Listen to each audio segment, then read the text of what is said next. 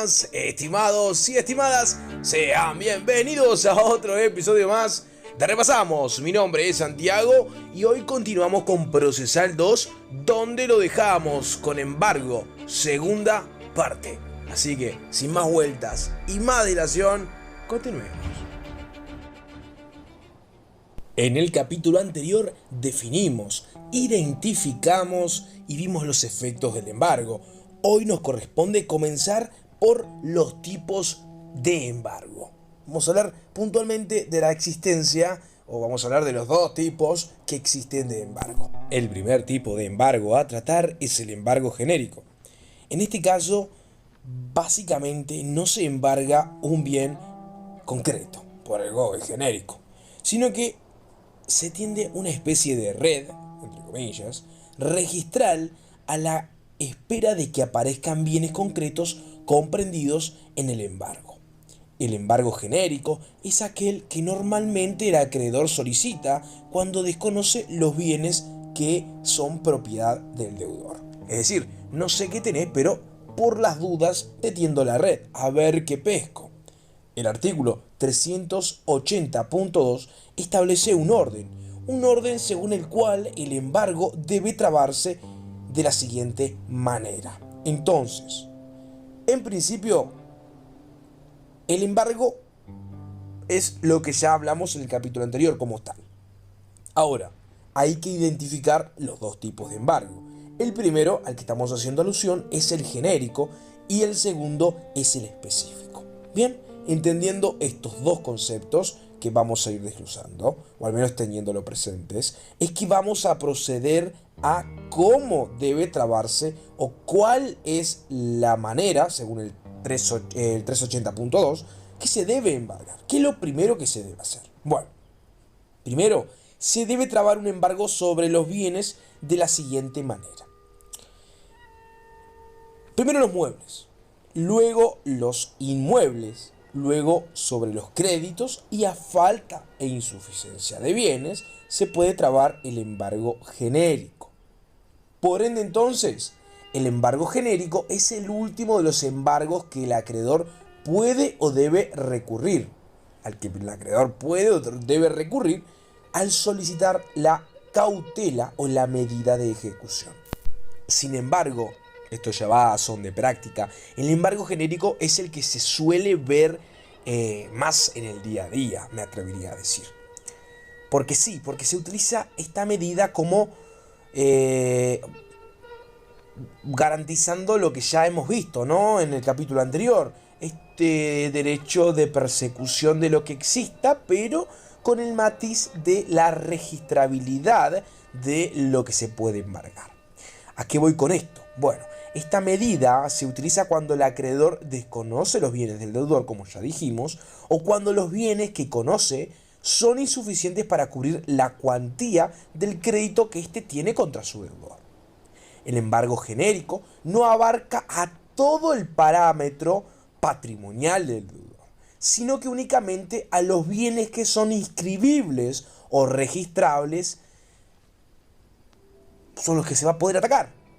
Entonces, ojo al piojo cuando nosotros decimos, bueno, señor, usted tiene un embargo genérico y pensamos que es todo lo que puede, la bolsa de papas light que se compró el señor en el súper la semana pasada, no se la van a poder embargar. ¿Por qué no?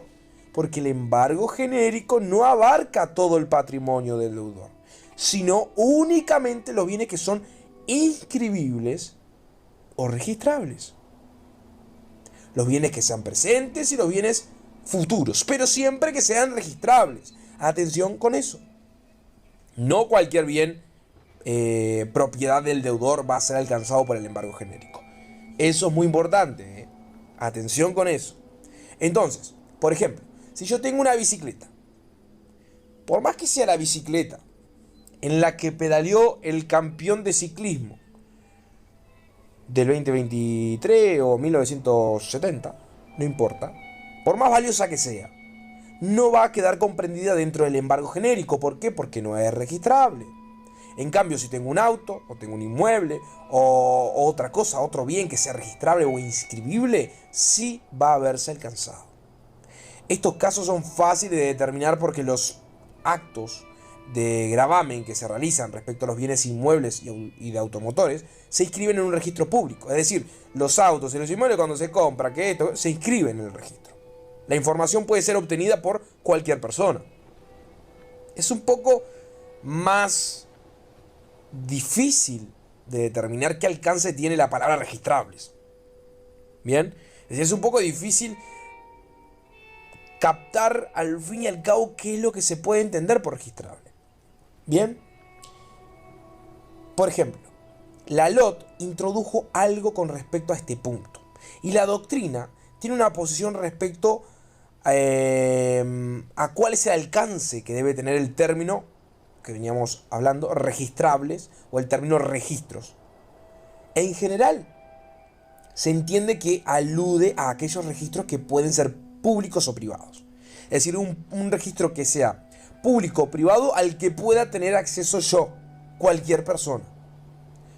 Porque tiene por finalidad registrar los distintos actos de enajenación o dominio sobre determinados bienes. Es decir, la finalidad de ese registro, sea público o privado, tiene por finalidad registrar si se vende, si se compra, si se posee el dominio sobre tal y cual cosa. Así como los actos de gravámenes sobre los bienes y a su vez que esa información sea accesible para cualquier particular. ¿Qué queremos decir? ¿Quiero comprar un auto? Sí, miro el registro, está embargado. Bueno, ¿es mi decisión comprarlo o no comprarlo? Sí, porque de ese registro emana información que a mí me va claramente a interesar. Por ejemplo, dentro de estos registros no estaría comprendido el Banco Central de Uruguay. ¿Por qué? Porque las acciones que se inscriben en ese registro no quedan comprendidas en este término del que estamos hablando de registro. Porque si bien es público el Banco Central de Uruguay, en ese sentido,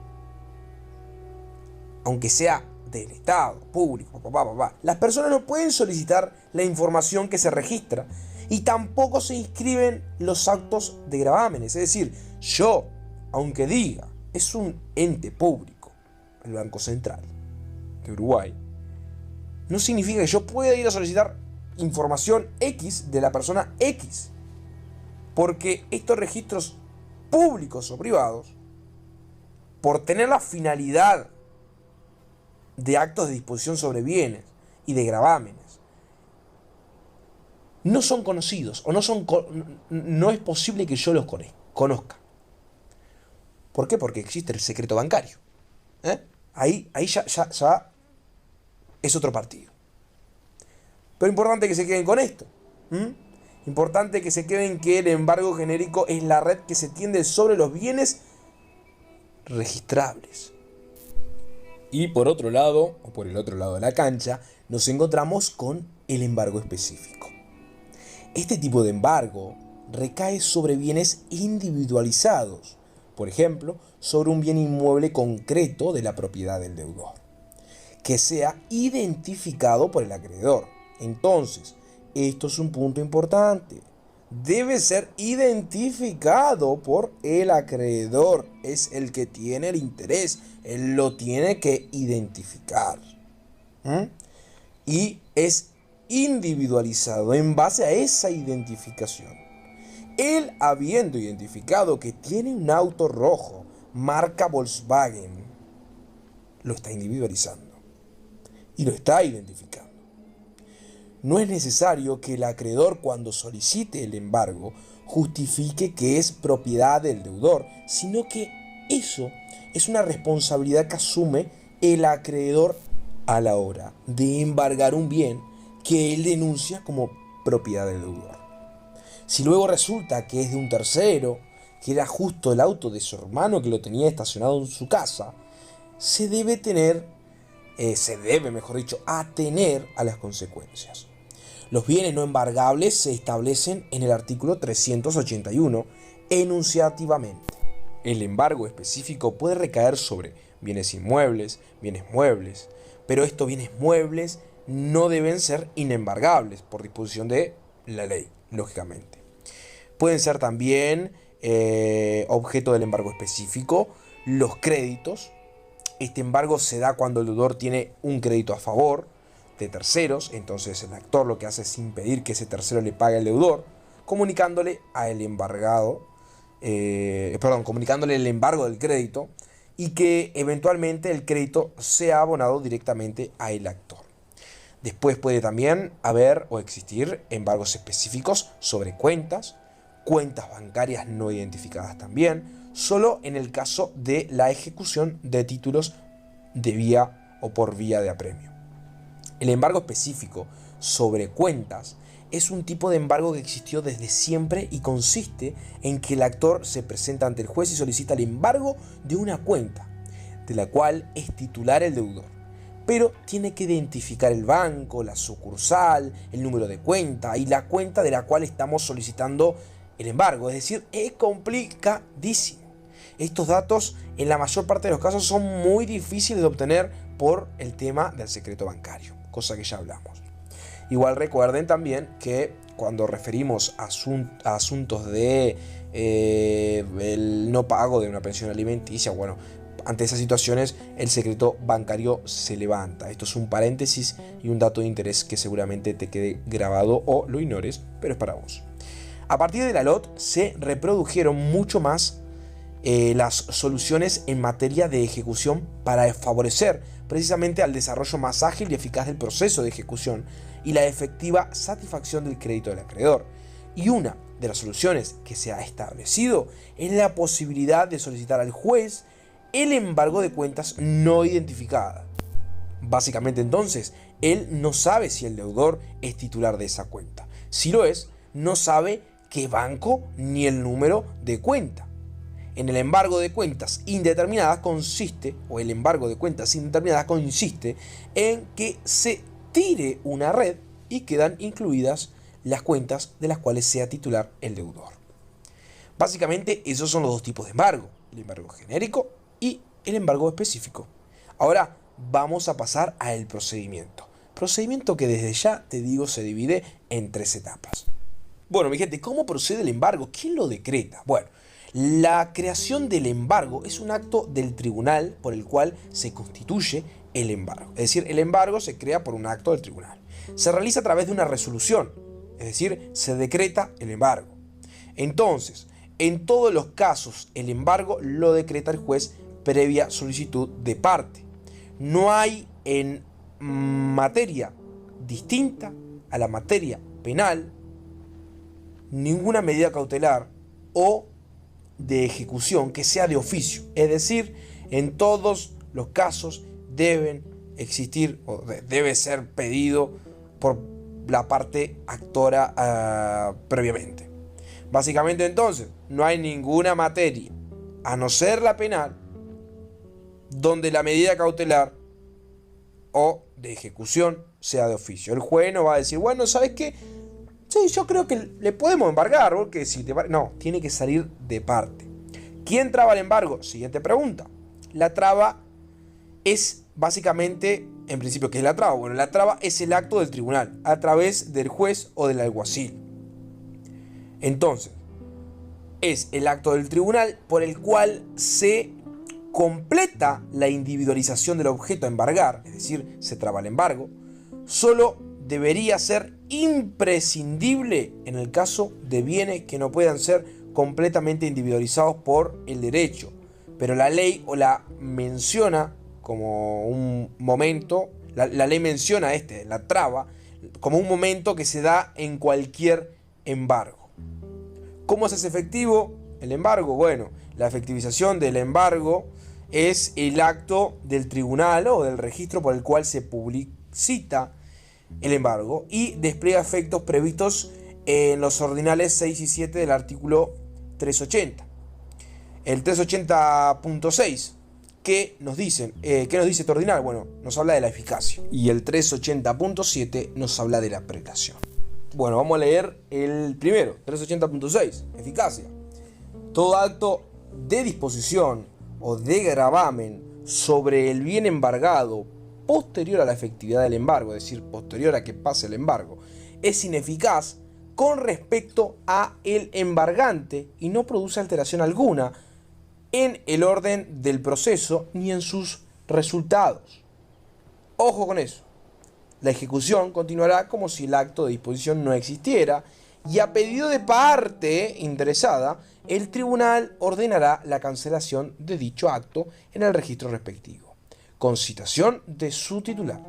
No se admitirá otra oposición que la fundada en certificado registral del que no resulte embargo al bien a la fecha de la enajenación o gravamen. Básicamente, entonces, no se va a admitir como oposición nada a no ser que ese nada, es decir, esa posibilidad fuera fundada en un certificado registral que no resulte del embargo, es decir, que exista un registro que vaya, que se registre, por ejemplo, la compra-venta antes de que se hubiese embargado. ¿Me explico por qué? Porque ese auto no estaba embargado para el entonces. Tiene que ser eficaz en ese sentido. Y bueno, sin perjuicio, al final termina de lo dispuesto por la ley registral. Y después tenemos la prelación del 380.7. La prelación deriva en, nos dice esto el texto, la eficacia de los embargos frente a terceros. Es decir, qué tan eficaz va a ser el embargo frente a los terceros. Así como las prioridades entre los embargantes para el cobro de sus créditos, así como existen prioridad para que me venga a cobrar aquel, me venga a cobrar aquel otro, A, B o C, existe un orden, existen prioridades. Para el cobro de sus créditos, intereses, cotas y costos, se determinará por la fecha de realización de los respectivos actos que hacen efectivos los embargos, es decir, que el embargo priori in tempore y priori in iure, el que primero lleva a inscribir el embargo, primero va a estar en derecho a cobrar. En el caso de los embargos de bienes inmuebles, el embargo se hará efectivo mediante la inscripción en el registro de propiedad inmueble en la ciudad de donde se encuentra el bien. Es decir, entonces, el embargo se hace efectivo cuando se inscribe en el registro el inmueble, ¿bien? ¿En la ciudad de dónde? Bueno, donde se encuentra el inmueble, porque no vamos a levantar la casita y llevarla para otra ciudad. Donde está la casita es donde la vamos a inscribir. En el caso de los bienes muebles no registrables, se decretarán por el juez y se traban por el alguacil. Materialmente se realiza lo siguiente, que es lo que pasa en el día a día. El alguacil se constituye en el lugar, es decir, va al lugar donde se encuentra el bien, que tuvo que ser previamente identificado, lógicamente por el actor, cuando solicitó el embargo. Es decir, el alguacil va a la casa de Francisco a levantar el auto que individualizó Pepito, que le dijo al alguacil que estaba el autito ahí. Y en ese momento notifica al deudor de la providencia que dispuso el embargo. Es decir, le dice al señor deudor, mire que me vengo a llevar el autito, estimado. Y bueno, labra un acta y labra un secuestro. Agarra, se sube al auto, nos vemos, o algo así. Este secuestro puede ser de dos formas, un secuestro ficto o un secuestro real. El secuestro real, en el secuestro real, el alguacil agarra materialmente el bien, se sube al autito de Francisco, se lo va a llevar, o se lo lleva, y designa propietario a un tercero que normalmente es el rematador, es decir, lo lleva al auto al remate y le dice, vos sos propietario. Este rematador lo que va a hacer es subastarlo después, subastar el bien a medida que avancemos en el juicio de ejecución. Una segunda posibilidad es el secuestro ficto. Hablamos del secuestro real, ahora del secuestro ficto. En este caso, el alguacil traba el embargo, notifica al deudor, pero en lugar de llevarse el auto, el bien, lo designa depositario al deudor. Es decir, le dice, no me lo llevo, te lo dejo acá donde está, vas a ser el depositario. Y entonces a partir de ese momento el deudor tiene la ventaja de que puede seguir usando el auto, usando el bien. Básicamente te trabo el embargo, en el ficto seguí usando el auto, puedes hacer lo que, pero lo tenés vos. Pero le corresponden todas las obligaciones propias de un depositario. Ojo al piojo. Con respecto al embargo de créditos, lo decreta y lo traba el juez en la resolución. Luego lo que se hace es notificar al deudor, valga la redundancia, es decir, A, B y C, A le debe a C. se le va a notificar a C, A le debe a C, se le va a notificar a A que no le pague a C, sino que le tiene que pagar a B. Básicamente se le va a notificar al deudor del deudor, es decir, al sujeto frente al cual el deudor se posiciona como acreedor. Se notifica a ese sujeto frente al cual el deudor se posiciona como acreedor y se le dice que debe abonar el crédito al actor que solicita el embargo. Cuando hablamos de un embargo de cuentas bancarias no identificadas, bueno, la particularidad que se tiene es que solamente puede ser utilizado en el caso de la ejecución. Es decir, como no está identificada, yo tengo, no sé, ponele un vale o algún título valor que me permita, ¿bien? Ahí sí tengo. Ahí tengo básicamente algo que me permite, es decir, tengo algo que me permite esta ejecución. Por lo tanto, no es la etapa de conocimiento y no se da en etapa de medida cautelar. Procede sin necesidad de identificar la cuenta ni ningún otro dato del banco. Es decir, si yo tengo el papelito de que José me debe, que por 100.000 pesos, papá, en el banco, bueno, ya está todo identificado e individualizado. ¿Por qué? Porque me dice que me debe José, que la plata está en tal banco, con tal número de cuenta, por lo tanto, no va a pasar por esa etapa de conocimiento, y no va a pasar por esta etapa de medida cautelar, sino que se procede sin necesidad de identificar la cuenta ni ningún dato del banco, solamente el nombre completo de la persona física o jurídica. O sea, si es una persona física, el número de cédula, solamente con el nombre completo de la persona física o jurídica. Si se trata de una persona física, la cédula de entidad; si se trata de una persona jurídica, el RUT, y bueno, por ahí iría la mano. Y acá se comprenderá la totalidad de la suma deudada, es decir, todo lo que me debe del crédito que yo estoy reclamando, más un 20% para cubrir las costas y costos, intereses, etc. Queda trabado con la providencia judicial y se notifica cuando el juez lo decreta y lo traba en la propia resolución. Además, ordena que el Banco Central, dentro de 3 días, emita un comunicado para notificar a cada entidad de la institución financiera, y cada una de ellas debe poner en conocimiento del juzgado en un plazo de 5 días hábiles a contar desde la notificación que les realice el Banco Central del Uruguay la existencia y cuantía de los valores de las cuentas del que sea titular el deudor. El banco no tiene obligación de comunicar cuando el ejecutado no tiene ninguna cuenta. Esto es a veces causal de problemas, porque si no llega nada, es decir, no sabemos si es que realmente no tiene una cuenta, o si es que hubo una mala comunicación, o si es que no se notificó. Este es el problema en sí que podemos llegar a tener, porque como no está obligado a notificar nada, pero en realidad puede que interpretemos que no tiene cuenta. Me explico, va por ahí la mano. El embargo de cuentas bancarias no identificadas es una incorporación de la ley 19.090, aunque ya existían algunas normas que habilitaban a ciertos organismos públicos a requerir embargos de saldos en cuentas de deudores sin necesidad de proporcionar datos identificatorios de la misma. Solo pueden solicitarse este tipo de embargos en una vía de apremio, iniciada en base a cualquiera de los títulos del artículo 377, o que resulten de leyes especiales. Y ahora sí, casi culminando el orden de los embargos. Con respecto al orden, el 380.2 establece que el orden que deberíamos seguir son primero los muebles, como ya lo hablamos, luego los inmuebles, luego los créditos, y a falta de eso o de insuficiencia de ello procede el embargo genérico, ya lo vimos. Acá no está prevista el tema de las cuentas indeterminadas, por lo que podría pedirse justificándose, por ejemplo, el desconocimiento. Y con respecto a las inembargabilidades, tenemos el artículo 381 del CGP.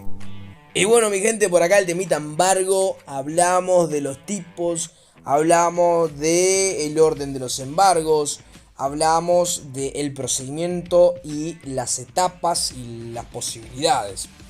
Mencionamos los artículos importantes a leer: 380.6, 380.7, Y bueno, el temita del orden lo vemos en el 380.2. Todo en el CGP en cuanto a proceso. Así que mano, texto en mano y a darle, che, repasate un poquito más. Esto es todo por hoy, muchachos y muchachas. Cuídense, estudien mucho. Nos vemos en la próxima. Chao, chao.